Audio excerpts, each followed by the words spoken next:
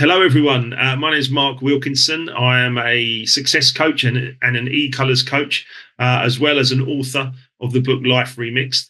And today I'm being joined by someone who's become a great friend of mine, and someone that I hugely respect from the safety profession that I chose to get into in the last 10 years or so.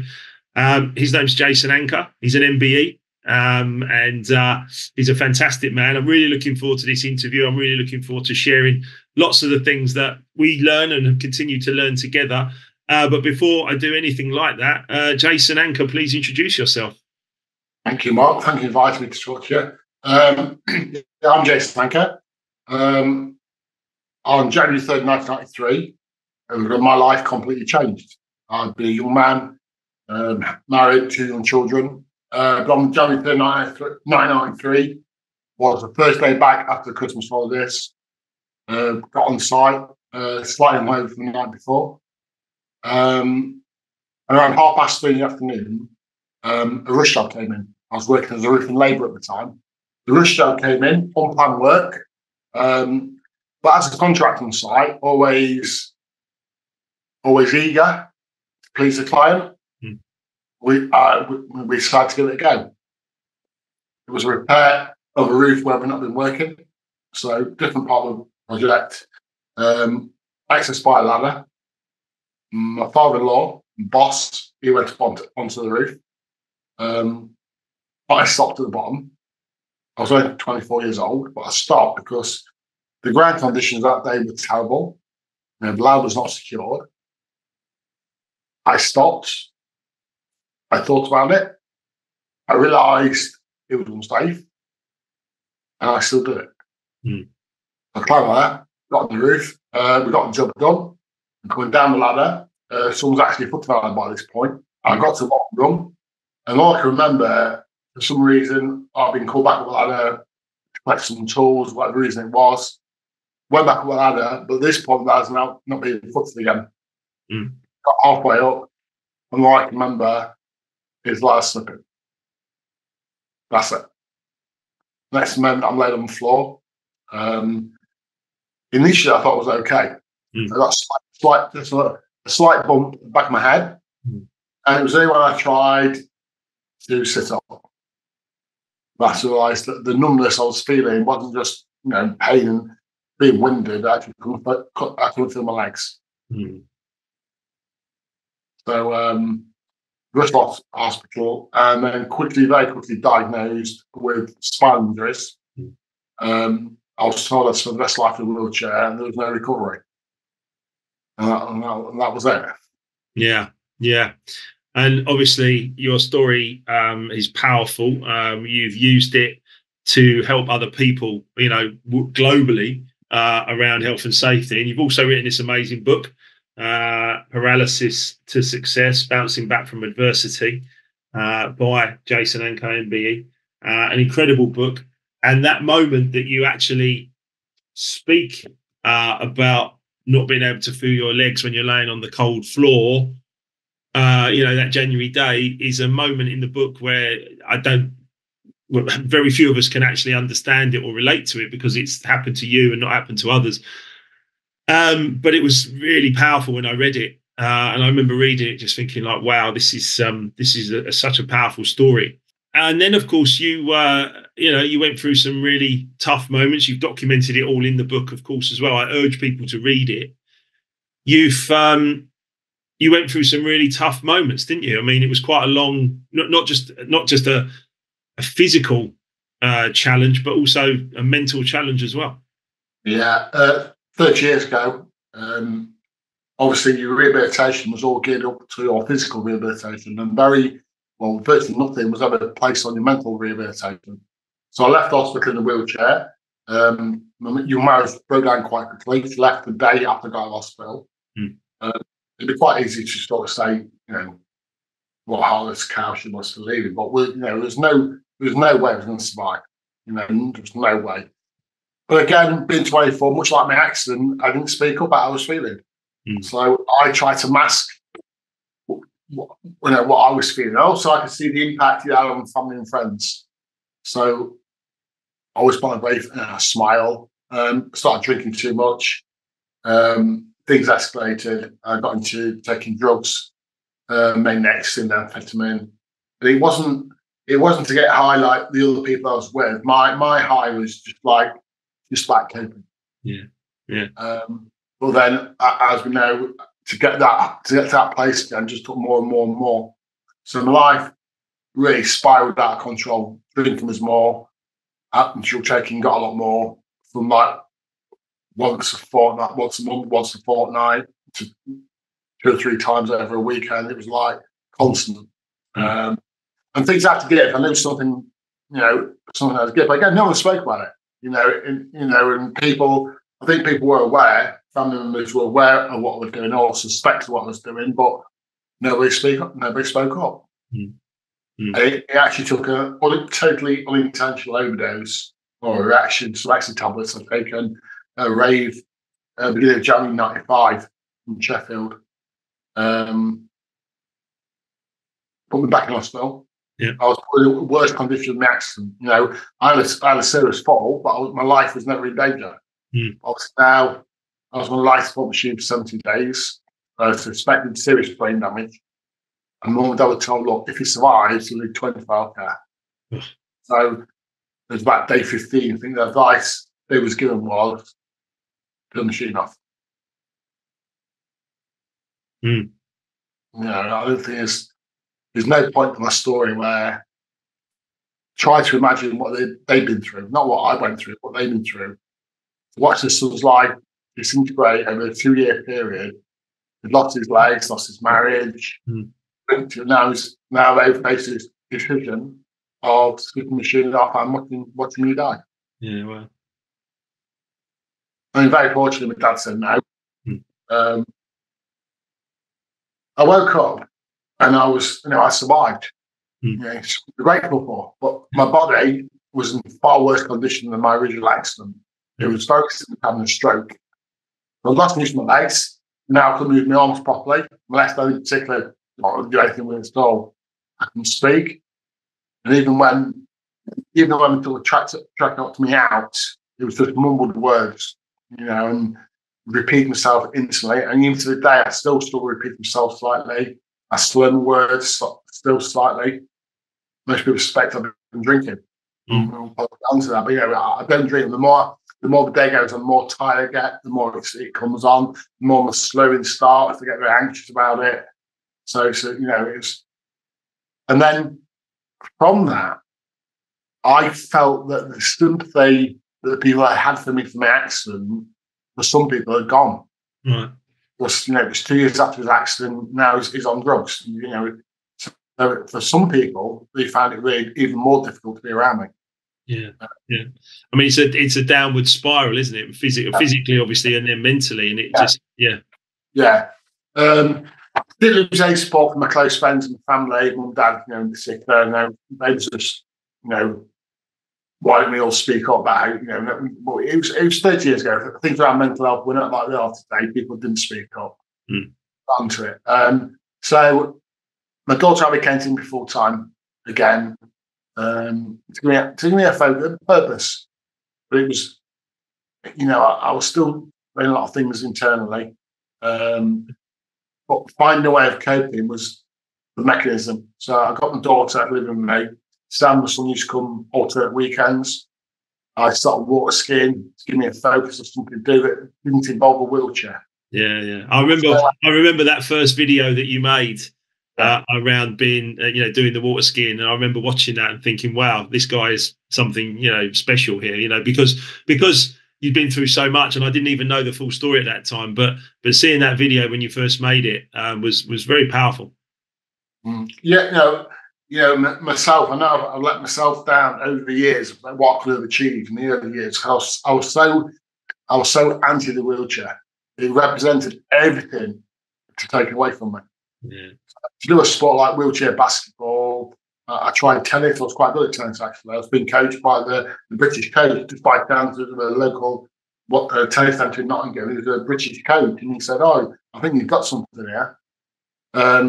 Obviously, I did that sort of before the drugs, before the overdose. And once that he sort of backed away from me. a little bit, thinking I don't really want to be involved in something like this. So I lost that opportunity, but still involved the wheelchair. So finding water skiing was in the water out of a wheelchair. So that's what really, really appealed. And the only downside from it all was there was still quite a big drinking culture around that after skiing. Right. So I'd stopped sort of going down to the pub with mates, but I found a new group of people, and unfortunately, drinking was still a big part of the scene. Well, it's culturally, drinking alcohol is still a big thing in the UK, isn't it? I mean, I would suggest less so from some of the statistics that I read with the younger generation rejecting, alcohol in a bigger way than we did. But it's still there, isn't it? It's still a cultural thing.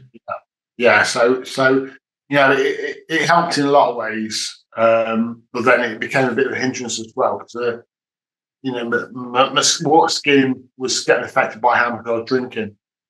I got to a stage where I was sort of trying to get onto the GB team, start competing in Europe and around the world. And I was probably good enough, especially in my jumping, but because I wasn't giving it 100%, I was giving sort of 8 cents. I was there, but looking back now, how much better would it have been if I'd have been focused on what I was doing? Well, yeah, I think also as well, looking back is interesting to observe. We talk a lot, don't we, about emotional attachment. If we look emotionally attached back at things, it can cause us problems. But as you rightly say, you weren't 100% focused, but you had just been through some huge trauma. Yeah. I mean, my skiing was over. It took me over for like sort of 20 years, really. When I came out of hospital after the drugs episode, I saw that on TV about disabled water skiing. What it did to me also is to start mixing with people with disabilities. I was so anti. I don't want to speak to people in wheelchair. I didn't want to speak to people. I was so anti it all. And we go water skiing with a group of people like with lost limbs, blind, just a right collective mix of people. And then different people's stories about coping and what they did and how they didn't cope it did help. It did help. I was going to say that would have been some therapy almost, some shared learning and understanding, right? Yeah. So I was speaking up to people of similar, who had been through similar, but not speaking up to my family and things like how I was really coping at the time or not coping at the time. So alcohol was still a huge part of my coping mechanism. And we're going to talk about alcohol in a bit, I'm sure, because it's been a huge change in your life. But tell us a bit more, obviously, about your book and then how the public speaking came about, because you are an esteemed safety speaker, or have been certainly for the last 10 years. How did that come about? And then, why do you do it? I mean, what was the... Didn't set out to do this at all. Not at all. I got some compensation finally in 2007. Didn't get a great amount of money, just over £400,000, but obviously it enabled me to do things. So for the next year, I was on holiday all the time. You could Tenerife, 2 months, come back, get home for a couple of months and go away again. Even at one stage, you got moving over there and start a new life, just move over there. And then I was back in the UK at Christmas 2008. I was drunk at a party and got given a number of a guy who'd did behavioural safety. It's quite a long story. I got in touch, but we just sent him with a business card. So I woke up the next morning, still slightly drunk, counting your change on the side of the amp, trying to work out how much you spent the night before, and I saw this business card there. And I just sat at the moment thinking, well, why not? Why not give me a call? So I get a guy called Dan Terry, his name was, and we met and we spoke, and he straight away sort of, it was interesting in the story, why that happened, accident, but also the impacts. It'd been at that point, it'd been like I don't know, 16 years since my accident. But he said, I want you to talk about the impact it's on your life. And then, long story short, went out a couple of seconds, watched him work. He used to always use a safety video, like 10 minutes. But he said, put the video on, and he just sort of said, well, Jason sat here, this is Jason's story. And I stayed for 10, 15 minutes. I hated it. I thought, no, this is not for me. I can't. What didn't you like about it? What was the? I was so self-conscious, so didn't want to share. I never shared it with anybody. No, this is a story I'd never been told. Right. I'm not going into details with anybody about the accident. So actually reliving it for the first time was hard, and I thought I can't get through this story every day. Yeah. In fact, I said, I went back to Tenerife for a couple of months, and when I came back, he made contact again and said, "Look, let's go to somewhere different, talk to a different job." He said, "You will be speaking today, so I'll stop a bit more prepared." And then someone was stopped in the room after the presentation, the course. They said how impactful the story was. I mean, sadly, Dan's passed away now, but knowing Dan's character, I'm sure he plans him to say it. I'm sure he primed him, because from that moment, it just changed. Yeah, it did. It just changed. It doesn't mean I think, well, if I could share my story and it stops happening to somebody else, is it worth me putting through this bit of pain that I have to go through, reliving this story for the good of somebody else? And that was, for the first time thinking that maybe there's something positive to come out of this. Yeah. And that's a great reason why, isn't it? What a great reason why. Just that little spark. There's a lot to be thankful to Dan for however that actually happened. There's a lot there to be grateful for, because it set you on a new path, right? Yeah, it really did. It nurtured me in a way. Something like I say, something not here anymore. I like to ask you how much of this was pre-planned, what you did, how you engaged into these sessions. But what Dan was delivering behavioural safety at the time, so it was like a day course. So I'd go and sit there all day, do my little bit, 15 minutes in the morning, and just sit and listen to what people were saying. It really started to spark ideas in my head about what safety could be. I thought to hear a story from someone who's actually lived it, it's always different. No matter what reading you do, what knowledge you have, if you've not actually lived it and experienced it, you can't 100% say how it is, because you're just going on. But when you've actually lived it, and been through it, and because it wasn't a story about the accident, it was a story about 16 years of an accident. Any new speaker who approached me even today, my first question is, how long ago was your accident? Only a couple of years ago. I sort of say, well, really not ready. So you're not ready yourself. Your story would just be your story is about the impact it's on your life and your family's life. So I started speaking all the way through 2009, mainly shadowing Dan and a contact Matt Perry as well, not related, but another contact, Matt. And I always like to shadow them. They go out and get the work, and I just go out and do a little bit. And then like series of coincidences. Dan had a job, couldn't get what it was. I was on my own. A job in, I think it was in Aberdeen, by myself. So I got the train to Aberdeen, got my laptop, put a little bit of presentation together. I'd learned from slides I'd seen from Dan and Matt had shown in their sessions, and put a bit of a presentation together. So it was more than just an accident. It was more right from the start. I thought this got to be more than just me telling my accident. I have to try and help people learn and recognise themselves in my story. Even when I didn't even know what I was doing, like I do today, totally, I knew there was something more than just sharing my accident. Did a presentation for Sir Rob McAlpine on a big project. I think it was like 150 people in the room. So much out of my comfort zone. I was going to say, you must have overcome some of your anxiety by then. My anxiety is always there. It's never going to leave me, but I can manage it. It's how you manage, isn't it? Yeah, manage it. It's always a part of me. But back then, I used to go bright red. I used to go really blotchy. People used to be concerned, the audience. But what I did was I was reliving my story. Yeah, I was sitting with people and reliving my story, and it got to a point I thought I can't do this anymore. I can't put myself through this. Even though I was doing good, that how do I tell my story in a way that's not putting me under so much pressure, making me feel the way it's making me feel? And I just learned. I don't know where I've seen it. I just learned that when you're telling these impactful stories about yourself, is try and say it to a third person. not speak about yourself. Not like in this character, Jason, who had this accent. So when I was on stage, I actually wasn't talking about me anymore. It made the story easier to say. It's like that disassociation from the emotion, isn't it? Yeah. Absolutely. Yeah, I completely. I don't know how it happened, but I just followed this way of doing it. It really helped, and it pushed things forward. So it just gave me more clarity of mind, so I could just tell the story and get through it in a way that was impactful, but it wasn't affecting me as much. Well, I remember seeing you probably must have been about 8 years ago or more, probably 2015 or something like that. The first time I saw you speak, I'd seen the video, I'd seen the water skiing video. I remember seeing the first time you spoke, I think for me, it was at Heathrow Airport.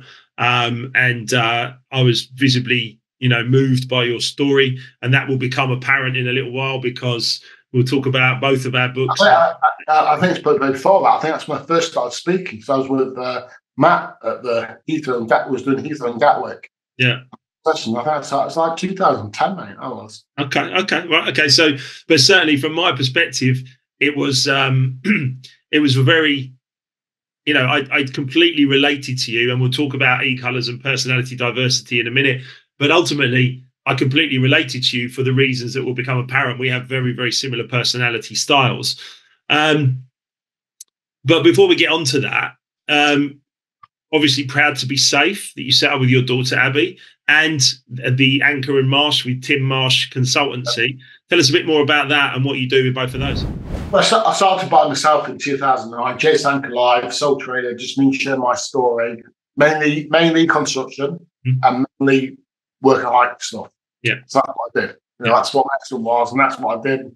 But again, just wanted to do more. I've always wanted. I think this story is more than that. So, 2011, I founded Proud to be Safe. Yep. So just appeal to everybody. It's about safe, being proud to be safe, being proud to speak up, being proud to report. And it took off quite quick, a lot faster. So my workload was going huge. So after Abby was working at a bank, she got a good job at Barclays Bank, sat on her career in banking. And she hadn't been helping me part-time anyway at night, just a little bit of admin for me. So I sort of asked her if she'd consider leaving the bank, coming to me full-time. And I think she wanted to look after me. It was a way of Abby being able to look after Dad, making sure where Dad was. So Abby came on board, doing my admin, booking hotels, things like that. But she's basically took over. Abby's the boss, But what I did was, because I believe my story has got more than safety. I think it's more than that. So obviously, Best in March, you've got to be recognised within safety and culture. It'd always been a confidence of mine anyway, so I could go to with an idea. Yeah. And he just I told me an idea about looking at well-being, how well-being affects safety as well. How people are feeling. Yeah. What drives them in the morning to get out of bed in the morning and work on safe? Well, there's loads of things. There's not so many things that lead up to someone choosing to work on safe. So Tim said, why don't we work together? So I'm doing this anyway. I want to move into this arena of well-being and safety and culture and all these things. So why don't we do it together? And that's what got Anker and Marsh. So what that does is it enables me, because inspirational or motivational speakers, safety speakers in particular, can get regarded as like a silver bullet. Oh, you have these people, and it has an immediate impact in the room. And some people, one person, it actually changes for the rest of the direction of their life. But for the vast majority of people, it's just a matter of time. Yeah. A week, a month, a year. Eventually, they start to forget that story and what they've always done. That's what people do. I knew that. So the Proud to Safe idea was try and help companies deliver something after a presentation. But what working with Anker and Marsh and working with Tim is, we have consultants who can deliver, specific training to companies, all the things that, all the soft skills training that companies need to help supervise, to help managers facilitate a nice working environment. Absolutely. And that the culture piece is massively important. And obviously that's where, something a tool like the e-colors comes in as well. So how did you feel when I first showed you your yellow-blue premium report, your e-colors report, the yellow-blue report? The journey I've been on is always trying to help me understand why I did what I did. Yeah. So anything that's come along where, when I first did the thing, I'll be honest, I was very skeptical. I think, well, how is that? When I started reading the report, reading the characteristics, it was sort of suggesting with my colours, just thinking, oh, that's me. Yeah, I do that. It's a bit like, oh wow, but still, again, slightly dubious. I think I've done 3 now. I did one probably about 2 weeks later. Thinking, no, virtually the same, virtually no difference at all. So I'm going to show this on the screen if you don't mind, mate. I think it's worth looking at because it's such an important piece of work. So the first time, obviously, that I asked you to complete the questionnaire, you came out with your report as a yellow-blue, and you can see you're quite fast-paced because you forgot to put your full name. But as a yellow over blue, just to explain a little bit around personality indicators. The yellow part of our personality, we like to socialise and engage. And the blue side of the personality, we like to relate and support. And your first report came out as a yellow-blue. And guess what? 10, 12 years ago, when I first did this, I was exactly the same. I came out as a yellow-blue as well. And then, of course, I sent you my book, Life Remixed. You read that. I read your book. And I referred to us as brothers from other mothers. Because we've both had our challenges along the way. But our personalities were very people orientated, quite fast paced, big picture. And as you say, you start to read the report and all of a sudden you start to think to yourself, hold on a minute, this is actually me. Now, your percentages, when you first came out with your percentages, were, a nice spread of everything, because we say that obviously we can dip into all areas of our personality style at any time. There's no better or worse than anything else. But your yellow and your blue, your percentages were both very high, right? Nearly 40% yellow, 30% blue. So that's the empathizer and that's the socializer. They were very, dominant almost. Anything I would say over a 30% is a higher percentage of anything in your personality diversity. Red, 18%, your doer. And your green, 14%, your thinker. Lower scores, but certainly not difficult for you to access them if you need to. And I will show you other report in a little while regarding how this has changed through, a couple of years of us working together and you being my coaching client in Life Remixed, and how these have balanced out a little bit more. So we'll show those in a bit. But if we look at, you did this 3 years ago with me, shall we say, in 2020, I think during COVID.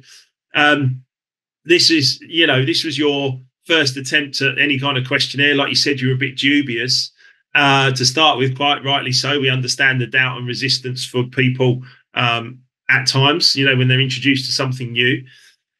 However, as a yellow-blue, I then took you through your premium report and we did a full debrief. And you can see on the side here, it's actually 33 pages of amazing work has actually been put in by my partners and friends in Equilibria. But then, of course, once we'd been through it, you actually gave me this amazing testimonial here, which is actually, as a yellow-blue, that you found an incredible tool. Could you have acted differently on the day of your accident if you'd known about e-colors in advance? It's possible. So let's discuss that and let's understand where that comes from. Because the first piece I showed you was obviously how you could get hurt. And these are the top answers given by people from each personality quadrant. So the red, the doer, the green, the thinker, the yellow, the socializer, the blue, the empathizer, the relator. And as yellow blues, you and I would both look at that side. And certainly from my perspective, when I first discovered my e-colors, I looked at myself and I thought, yeah, that's what I do. I jump in to help other people all of the time, even without thinking. I don't stop to think. I just jump in there, get involved, want to help other people. And as a blue secondary, indicator color, I rely on other people a lot. What other people thought of me was important. And I relied on other people. And if I was being rushed or shouted at, I really disliked that. It was not something that I liked at all. So therefore, personality-wise, how could I get hurt physically and emotionally? Both of those things rang completely true for me. Of course, when I showed it to you, what was your feeling? Yeah, I think that's probably the bit that really made me realise there was something in this. It's just by accident. It's exactly what happened. Trying to help someone get a job done. Didn't question, rushed up. And it wasn't for a moment thinking, can we do this? Is it safe? It was like, yeah, we'll do that. We can do it. So straight in. And then the being rushed part of it, I think I was being rushed. Yeah, I didn't want to let other people down. Was my thing. I don't think they was rushing me to get it. I was watching them doing it and thinking, I'm going to do the same. It's relying on other people to stop. If something was wrong, obviously someone else would stop the job. Yeah. That whole thing, like, well, everyone else is doing it, so they must be all right. So I'll carry on. So, and the bit of I spoke about stopping, I stopped. I actually stopped. I I was rushing to get it done, but this is not right. I was very inexperienced on ladders anyway. So that fear had definitely kicked in, saying something's not right here. Something had made me aware that something was unsafe that day. Yeah. But because I was rushing to get the job done, wanting to help, not let people down, I overrid those potential stops for me doing what I did. I overrode them, thinking, now it's going to be all right. You'll let people get on it. So, yeah, it was a huge moment for me to actually realise that it helped me understand why I did what I did. Yeah. And that personality, is not the defining thing of everything as a human being. It's not, as you said before, there are other factors, of course, but personality played a part. And you not being aware of your personality at a 24-year-old lad, as a yellow, jumping in to help, as a blue, avoiding conflict, being agreeable, someone else will do it, maybe I won't speak up, etc. They were contributing factors ultimately in how you got hurt.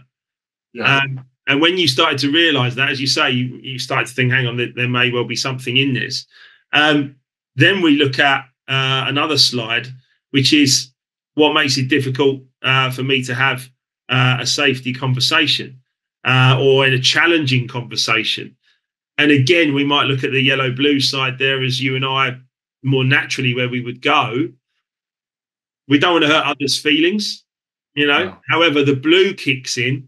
And if you look at the blue, as I perceive it as conflict and I might tend to avoid it, that's really paramount for you in that instance. Would you agree? Yeah, absolutely. I was about to say the blue really kicked in then on the day, but if I'd been aware on the day what was happening to my thought process, if I could just try to be more green or like in that moment, a bit more green, that's a bit more information, isn't it? So it just shows that by being aware of where you are, as you said, you might have dominant features, but we're going to tap into any colour at any time if you choose to. That's right. If I just chosen to think, actually, I need a bit more information here, what would be not safe? It would have helped prevent the snowball effect of my actions from happening. Absolutely. And I mean, if we look at, your mindset now, which we're going to come on to, towards the end of this, but your mindset now, very much in the place of your wheelchair has taken you further than your legs ever could, which I think is such a positive outlook and a beautiful thing to experience and be a part of. But what is done is done, and the positive mindset that you have now is very, very powerful. When we look back and we look at our younger selves, me myself included, these things showed up. They absolutely showed up, and they caused me certain levels of pain. They caused me problems. They caused me challenges. And I feel that if we understand this information from a personality perspective, it gives us more of an opportunity to be able to deal with other challenges in our day-to-day life, physically, mentally, not just health and safety on construction sites or dangerous high-risk places, but actually throughout everything that we experience day in, day out. I feel that it can really have a positive impact. Just self-awareness is key here.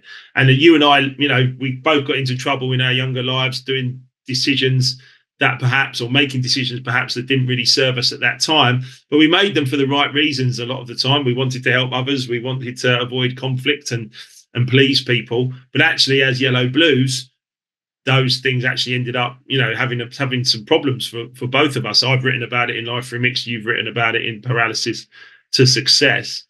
When we look at these error traps as well, there's so much research that has gone into the work that we present to people. There's so much research, so much, market research, and asking people of certain personalities, or of every personality, certain questions.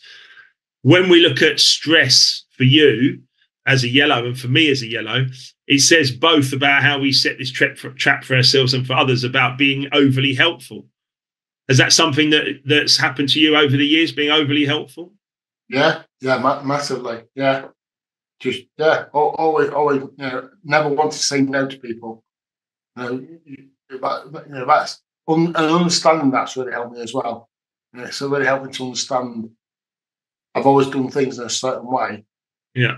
So the equals has really helped me about understanding of why I'm doing what I'm doing, or why I'm thinking the way I'm thinking.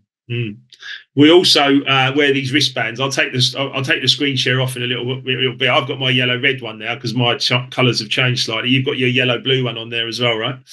And we have play and pause on our wristbands. And with those play and pause on our wristbands, it actually helps us play our strengths and manage our potential limiters, which we all have within us. And it gives us a really good way of managing, coping with certain challenges that come at us. Because here, as you say, high workload, being unable to say no is a big thing. Taking on too much or asking others to take on too much. And then we looked a little bit later at overconfidence. I'll just highlight there, by seeing danger but choosing to overlook it.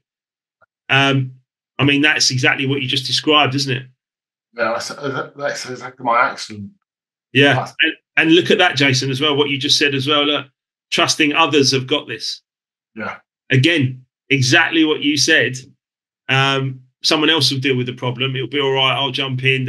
So many factors come into play. And all of a sudden, we can make a mistake. Yeah. We can make an error in any life, physically, emotionally, any part of our life, we can make an error. There's a bit here about what makes it difficult to follow procedures. And if we look at this, Jason, from the yellow-blue perspective, we prefer verbal instructions, right? Yeah. Someone needs to give us verbal instructions rather than giving us a huge document, or not telling us. Yeah. If they haven't explained something to us and they're just cracking on, we're not sure. We might not ask for help because of that yellow-blue perspective. I don't want to speak up. It might be conflict. We prefer verbal instructions, and if they're not given, we might not ask for them. And if we're not explained why, from a yellow-blue perspective, why we're doing something, again, it can make it difficult for any of these personality styles to follow a procedure if it's not presented in a way that each of these quadrants need it to be presented. Does that make sense? Yeah, absolutely. It becomes a very, very powerful tool when you really start to understand this. And I've been studying this for a long, long time. And it's something that I feel very, very strongly about, because I know, not just from your testimonial, but from many, many other testimonials, I know that this information helps people. It's helped me. So therefore, I know that it's helped many, many people. I did mention while we were on share there, obviously, there's the Life Remixed book, and there's Jason's Bouncing Back from Adversity, Paralysis to Success. Brothers from Other Mothers, if you want to read those. It's incredible, actually, when you read the musical backgrounds we had when we were children and all the things that we did. You were just in the Midlands area and I was in London, but essentially it was almost identical, which I loved, and it gives me a great rapport with everything that you everything that you talk about and share. So before I start to talk a bit more about coaching and what we've done together over the last few years, and then show your next percentage report so people can see obviously the differences in when you've done the questionnaire again, why do you think people should come to an e-colours awareness event? We're doing them every few months next year, but what did you get from it when you came to the last one? Why do you think people should be there? Yeah, I think even when you do a report, you're reading it, you're analysing the report, and you might not quite gather enough information about what it actually means. Where I think the live sessions, it's explained more and becomes more apparent, more easier to start to understand what's being said. In my view, it helped me really understand my report a lot better, and also what I could do about it as well. Mm-hmm. Being a yellow blue, words on paper mean one thing, but when you actually see it, yeah, absolutely. So, because verbally, that's for you is very, very important. A top colour green might be very comfortable reading all of the documentation, but maybe less comfortable in a room, being around people. There's no right way. So, some people, get a report and they'll analyse it, and the live people just reinforce what they've read. So it works for anyone. But for me, it reinforce everything. How did you feel when we do the breakout rooms, when we put people into rooms? Again, anyone who's skeptical about this as well, I can remember the first time we broke into a group, we got one of your live events, and we've been asked to do some tasks in each group and wait for them to delivering the results back. Our group hadn't even finished answers. The yellows were busy talking about life and getting things there conversationally, whereas the reds had got it done very, very quickly. The blues were all empathising with each other, and the greens were potentially overthinking things and giving way to long, detailed answers. But again, it just becomes so clear and obvious when people are just put into those areas. And other things we do, obviously, with these sessions, we mix people up and we'll put people from different personality styles into one room. I get it. You see the chaos that can ensue there when people are just not communicating with each other. And teamwork is more positive. Safety is more positive from just understanding the tip of the iceberg of personality. We're not defining a human being here. We're not saying this is who you are, and it's a personality indicator, so you can look at your percentages, understand where you are stronger, where you have some potential limiters, not weaknesses, because a weakness you can't do anything about. A potential limiter you can change if you work at it. And that actually seems like a really good moment for me to share this next report that you've done. So you did your questionnaire. Like me, I've done my questionnaire quite a few times. I was a yellow-blue for about 8 years, and I've just tweaked into a yellow-red by a couple of % now. My blue's still very high, but my red has gone up a lot. But if we look at your percentages here, you've done this obviously after 6 or 12 months of coaching together, working. You can see that your yellow percentage has gone down slightly, as has your blue. Your green and red have both come up.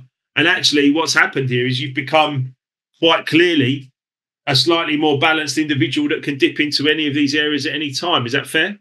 Yeah, that's very fair. It's like even when even now, people laugh at me. I have struggled ordering. If I go to a drive-through, if someone's with me, I panic and I struggle giving orders. It's a bizarre thing. Whereas now, I just dip into another colour and just ask the person next to me I've used it to help me. Yeah, I'm very consciously going to a different colour. Yeah, as I know the colours I'm predominantly sometimes don't serve me very well in certain situations. Yeah. But by being able to relax and think, what am I green doing? What do I need?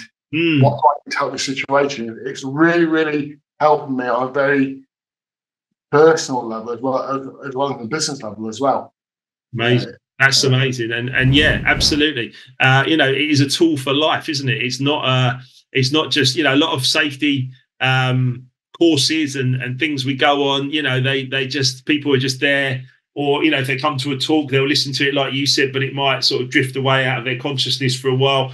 But that's where things like Anker and MBE with culture, us with behavioural safety and all the other great work, the speakers and all the other great stuff that goes on out there, all of that comes together to make it live on, into someone's day-to-day life, and gives a real sense of, for me, when I did my e-colours report for the first time, I realised two things very quickly. One was, actually, it's great to be me, because there's lots of other people that are just like me. Okay, great. But in our e-colours world, we look at the top two tendencies. So that means there's 12 reports in total.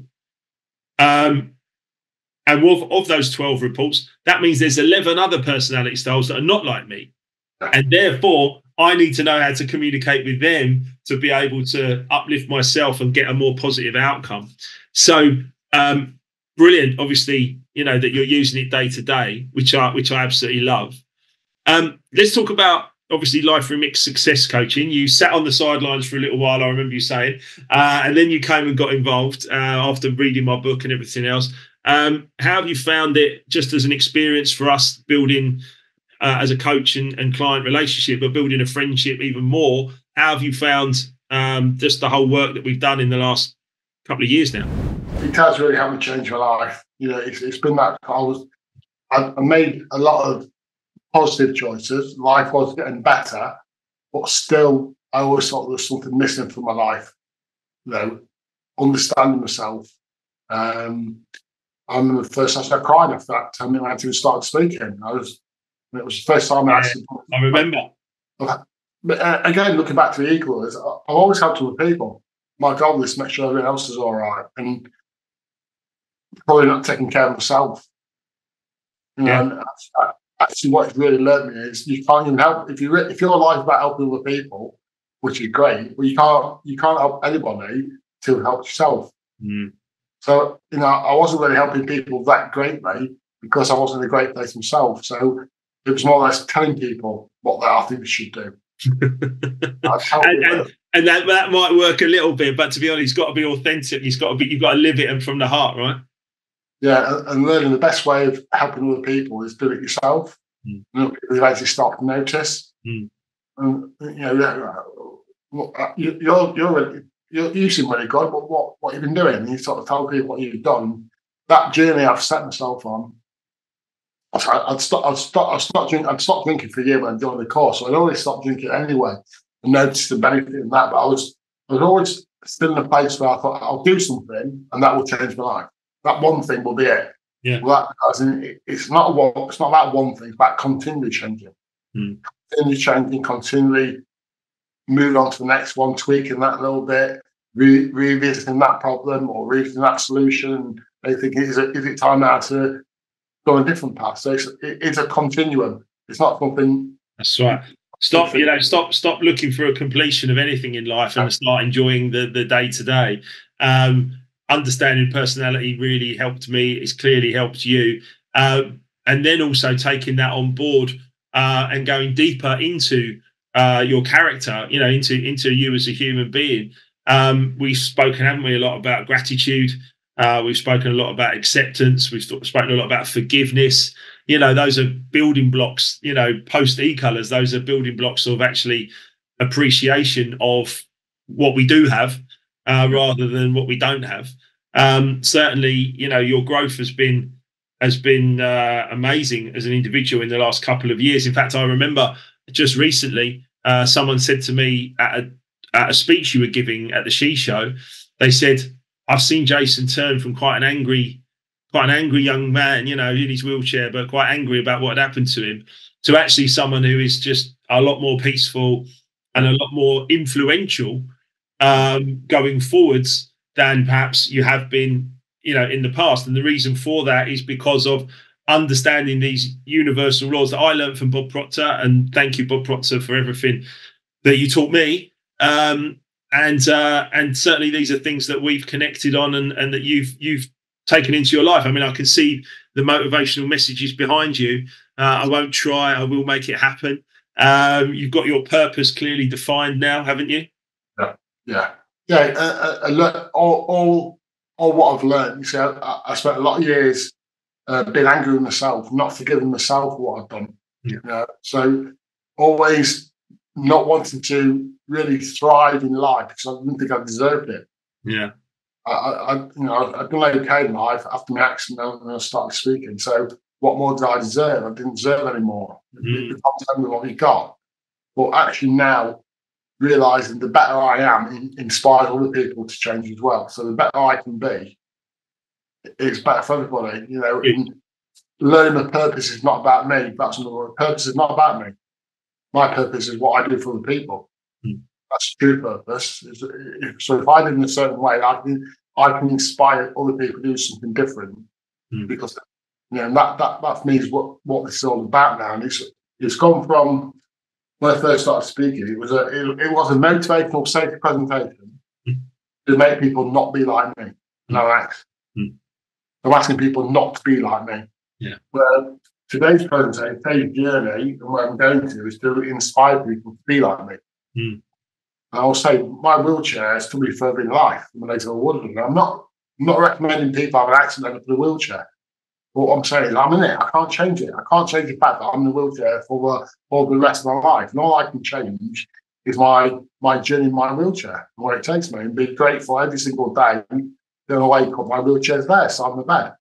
I used to hate it. I used to wake up to that, let me change ruin my life. But now I'm grateful. It's there. It used to represent everything taken away from me. So how could you but now it's opportunities. And that in itself is a life remix, isn't it? It's a change of perception. It's grasping, the real positives from every situation. And that leads me on to, just as we start to sort of round this up, this leads me on to your plans for 2024 and beyond. What's next? What's coming up? Yeah, so obviously I've been sat in the health, safety and wellbeing arena for so long, and everybody knows me in that arena. And now it's like speaking just the inspirational piece, just inspire people to be the best version of themselves, no matter what. And it's not always about making massive changes. It's not inspiring someone to go climb Everest. It's inspiring someone to be able to get out of bed in the morning and have some breakfast, have a wash, practice some gratitude. Just the little things. So their day becomes a better day on the travel to work, which will impact people they're sat with on the journey. Could impact people who don't know. Road rage, it can impact someone's life if they shout at someone in the car. So you can either positively impact people or negatively impact people. And you do it all day long, whether you're conscious or not. You're impacting other people all the time. You influence people by the way you are. And that's in personal life, it's in business. It's like those ripples in a pond effect, isn't it? And it's now, I've let myself get over it. I don't need to know. I'm not interested. It's not my, you're great, get over yourself. My ego's not there anymore. So well, I often say to people, I say, get out of your own way, right? Yeah, completely. If I give it, even on a safe presentation, it's a real section at the end, 15, 20 minutes, all this well-being stuff, gratitude. People never comment on the safe presentation.